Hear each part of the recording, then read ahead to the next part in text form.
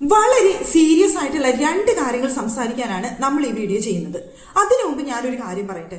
ഇപ്പൊ പ്രമോ വന്നിട്ടുണ്ട്, പ്രമോ കണ്ട് അയ്യേ എന്തോന്ന് പ്രമോ ഇത്. പ്രമോനെ മാത്രമല്ല ഞാൻ ഉദ്ദേശിച്ചത്, എപ്പിസോഡിൽ വരാൻ പോകുന്ന കാര്യങ്ങളാണല്ലോ പ്രമോല് കാണിക്കുന്നത്. എന്തോന്നിത്, ഈ ജിസലിന്റെ കൊഞ്ചില് കാണിക്കാനാണോ നമ്മൾ ഇരിക്കുന്നത്? അത് കാണാൻ വേണ്ടിയിട്ടാണോ ബിഗ് ബോസ് എന്ന് പറയുന്ന ഷോ കാണുന്നത്? ലാലേട്ട വന്നിട്ട് ജിസലിനെ കൊഞ്ചിച്ചില്ലാന്നുണ്ടെങ്കിൽ സമാധാനം ഉണ്ടാവില്ലേ? ജിസയിലെ എന്താണ് നടന്നത്, ഏത് പാട്ടാണ് പാടിയത്, ഇവിടെ ചപ്പാത്തി കുഴയ്ക്കാനായിട്ട് എന്തിനാണ് പോയത് എന്നൊക്കെ ചോദിച്ചുകൊണ്ട് കൊഞ്ചി കുഴയുന്നുണ്ട് ലാലേട്ടൻ ജിസേലിന്റെ അടുത്ത്. ജിസേലാണെന്നുണ്ടെങ്കിൽ കൊഞ്ചിയിട്ട് അവിടെ നിന്ന് അങ്ങോട്ട് പറയുന്നുണ്ട്. പ്രമോ ഇട്ടൊരു പ്രമോ ആണ് കാണുന്നത്. സീരിയസ് ആയിട്ടുള്ള എന്തെല്ലാം വിഷയങ്ങൾ ആ ബിഗ് ബോസ് വീട്ടിൽ നടന്നിട്ടുണ്ട്, ലാലേട്ടനെ ചോദിക്കാനായിട്ട് അത്രയും വിഷയങ്ങളുള്ള സ്ഥാനത്താണ് ഇപ്പോൾ ഈ കൊഞ്ചി കുഴയുന്ന പ്രമോയുമായിട്ട് വന്നിരിക്കുന്നത്.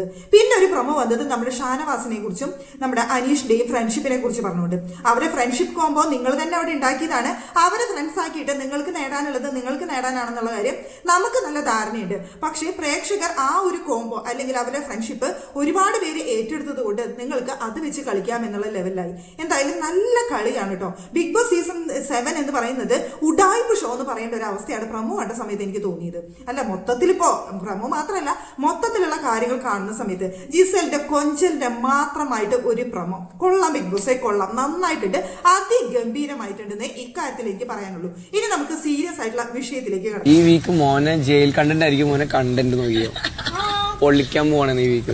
ഗർഭിണിയാ കൂട്ടോ ജയിലില്. എന്ത് ചന്ത വർത്തമാനമാണ് ഈ പറയുന്നത്? നിങ്ങൾ തുടക്കം മുതലേ കണ്ടിട്ടില്ലേ? ഈ അക്ബറിന്റെ വായിൽ നിന്ന് ഈ അഴുക്ക് വർത്തമാനങ്ങളല്ലാതെ വേറൊന്നും വരില്ലേ? എപ്പോഴും നമ്മൾ കേൾക്കുന്നതാണ്, എല്ലാ ആഴ്ച ഉണ്ടായിരിക്കും അക്ബറിന്റെ വായിൽ നിന്ന് ഇങ്ങനെ മോശപ്പെട്ട കാര്യങ്ങൾ വരുന്നത്. ഇതിപ്പോ പറഞ്ഞ് അതിര് കടന്നു എന്ന് വേണം ഇക്കാര്യത്തിന് പറയാനായിട്ട്. അത് കേട്ടിട്ട് ചിരിച്ചിരിക്കാനായിട്ട് കുറെ എണ്ണം. ഈ പറയുന്ന രന ഫാത്തിമയുടെ അടുത്താണ് അത് പറഞ്ഞത്. എന്നിട്ട് അത് കേട്ടിട്ട് ചിരിച്ചുകൊണ്ട് എന്താ ഇങ്ങനെ പറയുന്നേ എന്ന് ചോദിച്ചുകൊണ്ടിരിക്കുന്ന രന ഫാത്തിമ, അത് കേട്ട വഴിക്ക് എന്ത് വർത്താനം നിങ്ങൾ ഈ പറയുന്നതെന്ന് ചോദിച്ചുകൊണ്ട് രന ഫാത്തിമയ്ക്ക് അവിടെ എതിർക്കാനായിട്ട് കഴിവില്ല. അപ്പൊ പിന്നെ നമ്മളെ ചോദിക്കാനായിട്ട് നിവൃത്തിയുള്ളൂ. ഇങ്ങനെയൊക്കെയാണോ സംസാരിക്കേണ്ടത്? ആരാണ് രന ഫാത്തിമയുടെ ഒപ്പം ജയിലിലേക്ക് പോയതെന്ന് നമുക്ക് എല്ലാവർക്കും അറിയാവുന്ന കാര്യമാണ്, ഷാനവാസ്. അപ്പോൾ ഷാനവാസിന്റെ ഒപ്പം രന ഫാത്തിമ ജയിലിൽ കിടന്നു കഴിഞ്ഞാൽ ഗർഭിണിയാവുന്നതാണോ ഈ പറയുന്ന അക്ബർ ഉദ്ദേശിച്ചത്? കൂട്ടിന് ആര്യനും ബെസ്റ്റ് ആളാണ് പറയുന്നത്, പറയാൻ പറ്റിയ മുതലാണ് ആര്യൻ. അവനെ പറഞ്ഞു കഴിഞ്ഞാൽ കൂടി പോകും. ഇതൊരു സോഷ്യൽ മീഡിയ ആയി പോയില്ലേ, അതുകൊണ്ടാണ്. അവൻ അതിന് പോയാൽ മതി. അവിടെയുള്ള കൂട്ടത്തിൽ തന്നെ ഉണ്ടല്ലോ കട്ടിലും ബെഡും പുതപ്പും കാര്യങ്ങളും ഒക്കെ ഉണ്ടല്ലോ. അതിനൊന്നും പറ്റാഞ്ഞിട്ടാണോ മറ്റുള്ളവരെ മെക്കിട്ടേക്ക് ഇട്ടിട്ട് മറ്റുള്ളവരെ പറഞ്ഞുകൊണ്ടിരിക്കുന്നത്? അത് പറയാനായിട്ട് അവനൊരു യോഗ്യതയില്ല. ഈ അക്ബറിനെ ഇങ്ങനെയുള്ള ചന്ത വർത്തമാനങ്ങളും ഈ പറഞ്ഞ അഴുക്ക് നിറഞ്ഞ സംസാര രീതികളും മാത്രമേ അറിയുള്ളൂ എന്ന് തോന്നുന്നു. തുടക്ക ആഴ്ചയിൽ തന്നെ ഇത് ആരംഭിച്ചതാണ്. ലാലേട്ടൻ എന്നിട്ട് പലതവണ വിലക്കി. എന്തിനേറെ പറയുന്നു, അവിടെ ഇവരെങ്ങാനും നന്നാവട്ടെ എന്ന് വിചാരിച്ചിട്ട് ഇവന്റെ ഉമ്മ വിളിച്ച് സംസാരിക്കുന്ന ഒരു കാര്യവും നമ്മൾ കാണാനായിട്ടിടയെ. വേറെ ആർക്കും കിട്ടാത്ത ഒരു കൺസിഡറേഷൻ ആണ് കിട്ടിയത്.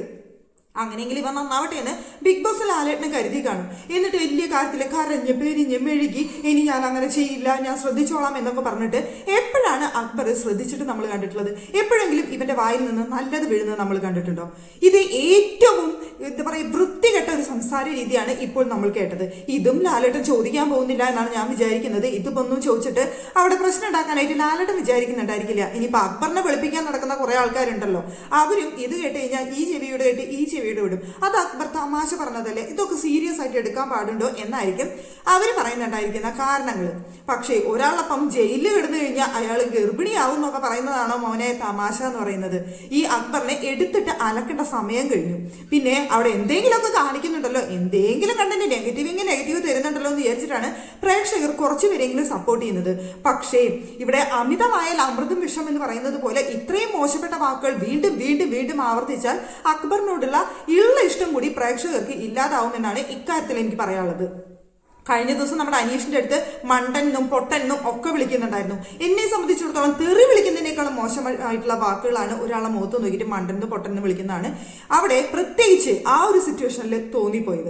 അവിടെ അനീഷ് അതിനെ എതിർക്കുന്നുണ്ടായിരുന്നു, ഇങ്ങനെയൊന്നും പറയാൻ പറ്റില്ല എന്ന് പറഞ്ഞിട്ട്. പക്ഷേ ഒരു രൂളിപ്പില്ലാതെ ഇരുന്ന് സംസാരിക്കുന്ന അക്ബറിനെയാണ് നമുക്കിവിടെ കാണാനായിട്ട് സാധിച്ചത്.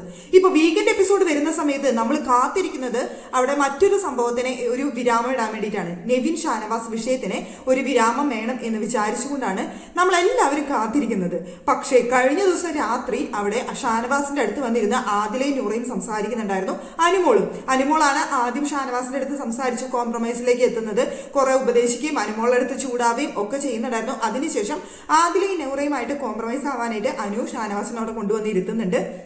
അതിനുശേഷം അവർ സംസാരിക്കുന്നുണ്ട്. ആദ്യം സംസാരിക്കാനായിട്ട് ഷാനവാസ് കൂട്ടാക്കുന്നുണ്ടായിരുന്നില്ല. പിന്നീട് ഷാനവാസ് അവിടെ കാര്യങ്ങളുടെ വ്യക്തത വരുത്തുന്നുണ്ട്. സംസാരിക്കുന്ന സമയത്ത് ആദിലയുടെ ഭാഗം ഭയങ്കരമായിട്ട് ന്യായീകരിക്കുന്നുണ്ടായിരുന്നു.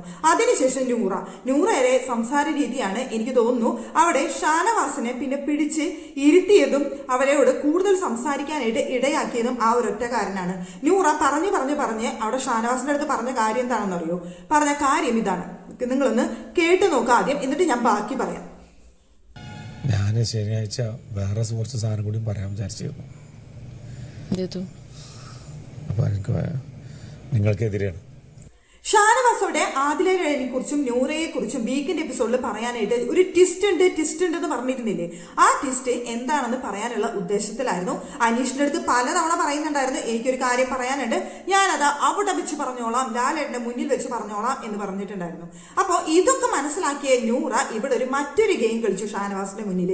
ഓ, നിങ്ങളെ ഒരു തെറ്റും ചെയ്തിട്ടില്ല എന്ന് ഞങ്ങൾക്കറിയാം, ഇപ്പൊ ആദിലയാണല്ലോ മുഴുവൻ തെറ്റ് ചെയ്തത്, അതുകൊണ്ട് ആദിലേനെ നിങ്ങൾ ശനിയാഴ്ച വരുമ്പോൾ ലാലേട്ടന്റെ മുന്നിൽ ഇട്ടുകൊടുത്തോളൂ, ഇവളാണ് എല്ലാം ചെയ്തതെന്ന് പറഞ്ഞോളൂ, നിങ്ങൾ അങ്ങനെ സേഫ് ആവും, നിങ്ങൾക്ക് പുറത്ത് നെഗറ്റീവ് ഇമേജ് ഉണ്ടെങ്കിൽ അത് പോയി കിട്ടിക്കോളും എന്ന് ഒരു തവണ പറഞ്ഞു.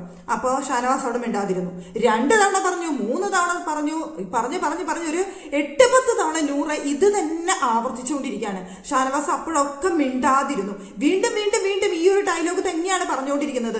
നിങ്ങൾക്ക് നിങ്ങളുടെ മുഖം രക്ഷിക്കാം, നിങ്ങൾക്ക് മാന്യനായിട്ട് ഇവിടെ ഇരിക്കാനായിട്ട് സാധിക്കും, എന്തായാലും ആദില തന്നെയാണ് തെറ്റ് ചെയ്തത്, ആദിലയുടെ ദേഹത്തേക്ക് അത് മുഴുവൻ ഇട്ട് കൊടുത്തു കഴിഞ്ഞാൽ നിങ്ങൾ രക്ഷപ്പെടും, നിങ്ങൾക്ക് പിന്നെ നെഗറ്റീവ് ഒന്നും ആവില്ല, അപ്പൊ നിങ്ങൾ ലാലേട്ടൻ വരുന്ന വീക്കെൻഡ് എപ്പിസോഡിൽ ആദിലേനെ കുറ്റം പറഞ്ഞാൽ മതി. ഇത് പറഞ്ഞ് തോറ്റ സമയത്ത് പിന്നെ ഷാനവാസ് പറഞ്ഞു, എനിക്ക് എന്റെ മുഖം രക്ഷിക്കാൻ അറിയാം, എവിടെ എന്ത് പറയണമെന്ന് ഞാനാണ് തീരുമാനിക്കുന്നത്, എന്ത് ചെയ്യണമെന്നും എനിക്ക് നല്ല ധാരണയുണ്ട്, നിങ്ങൾ ആരും പറഞ്ഞു തരേണ്ട ആവശ്യമില്ല, എവിടെ ചെന്ന് എന്ത് പറഞ്ഞ് ഞാൻ ഇത് സോൾവ് ചെയ്യുന്നുള്ളത് നിങ്ങൾ തന്നെ നോക്കി കണ്ടോളൂ എന്നൊക്കെ ഷാനവാസ് അവിടെ പറഞ്ഞു. പിന്നീട് ഇവരുമായിട്ട് സംസാരിച്ച് കൂടുതൽ കാര്യങ്ങളിൽ സോൾവ് ചെയ്ത് അവിടെ ആദിലേനെയും നൂറയെയും സംരക്ഷിക്കാം എന്നൊരു കാര്യമാണ് ഷാനവാസ് പറഞ്ഞു നിർത്തുന്നത്. ഇപ്പൊ ഈ ഒരു വീഡിയോയിൽ തന്നെ നിങ്ങൾ കണ്ടിട്ടുണ്ടായിരിക്കും, നിങ്ങളെ കുറിച്ചുള്ള വലിയൊരു രഹസ്യം പറയാമെന്നാണ് ഞാൻ വിചാരിച്ചത്. ഇത് പറഞ്ഞു കഴിഞ്ഞാൽ ഹൗസിനുള്ളിലെ എല്ലാവരും നിങ്ങൾക്ക് എതിരാവും, പക്ഷേ ഞാനത് പറയുന്നില്ല, ഇനി നിങ്ങൾക്കെതിരെ എല്ലാവരും തിരിയണമെന്ന് എനിക്ക് ആഗ്രഹമില്ലാത്തത് കൊണ്ട് ഞാനത് പറയുന്നില്ല എന്നാണ് പറയുന്നത്. ഷാനവാസിന് ശരിക്കും പെങ്ങളുട്ടികൾ തന്നെയായിരുന്നു അവർ രണ്ടുപേരും തിരിഞ്ഞു കൊത്തിയ സമയത്താണ് ഷാനവാസിന് അത് ഒട്ടും സഹിക്കാൻ പറ്റാണ്ടായതും യക്ഷിയാണ് നീ ചോര കുടിക്കുന്ന യക്ഷി എന്ന് ആദിലയെ വിളിച്ചതും.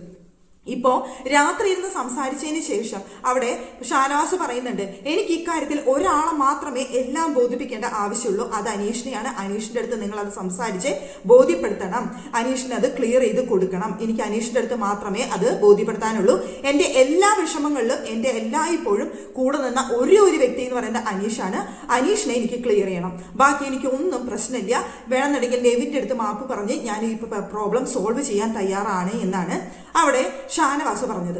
ഇപ്പോ പ്രമോ വന്ന സമയത്ത് ലാലേട്ടൻ വീക്കെൻഡ് എപ്പിസോഡിൽ വന്നിട്ട് കാര്യമായിട്ടൊന്നും ചെയ്യുന്നതായിട്ടുള്ള ഒരു പ്രമോയും പുറത്തു വന്നിട്ടില്ല. നിലവിലെ സാഹചര്യത്തിൽ ഈ ടോപ്പിക് എങ്ങനെ കൈകാര്യം ചെയ്യുന്നു എന്നുള്ളത് പ്രേക്ഷകർ അത്രയും അക്ഷമരായിട്ട് കാത്തിരിക്കുന്ന ഒരു കാര്യമാണ്. അതുപോലെ തന്നെ റെന ഫാത്തിമയുടെ മേളിലേക്ക് അവിടെ ആര്യൻ വന്ന് വീഴുന്ന ആ ഒരു സീനും. പക്ഷേ ഈ ആഴ്ച പുറത്തു പോകുന്നത് റെന ഫാത്തിമയും ആര്യനുമാണ് എന്ന് പരക്കെ ഇപ്പൊ പുറത്തു വന്നിട്ടുണ്ട്. അവരാണ് പുറത്തു പോയിട്ടുള്ളത്. റെന ഫാത്തിമയുടെ കാര്യം ഏകദേശം 100% ഷുവർ ആണ്.